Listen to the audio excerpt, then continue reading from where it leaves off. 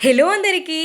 ఏ పని అయినా బోర్ కొడుతుందేమో కానీ ఇంట్లో ఉన్న హౌస్ వైఫ్స్కి మార్నింగ్ నుంచి ఈవినింగ్ వరకు వండిందే వండడం, కడిగిందే కడగడం, తూడ్చిందే తూడవడం రొటీన్గా చేస్తూనే ఉండాలి.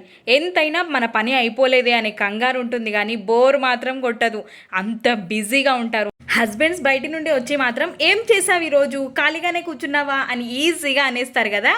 ఇంకా అందులో పిల్లలు డే మొత్తం వాళ్ళకి చేసిందే చేయాలి, పెట్టిందే పెట్టాలి, తినుమని గంట సేపు వెనకాల తిరగాలి.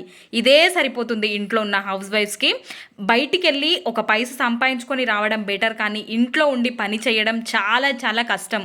ఒక పని చేస్తూ ఇంకొకటి మాట్లాడుతుంది అనుకుంటున్నారా?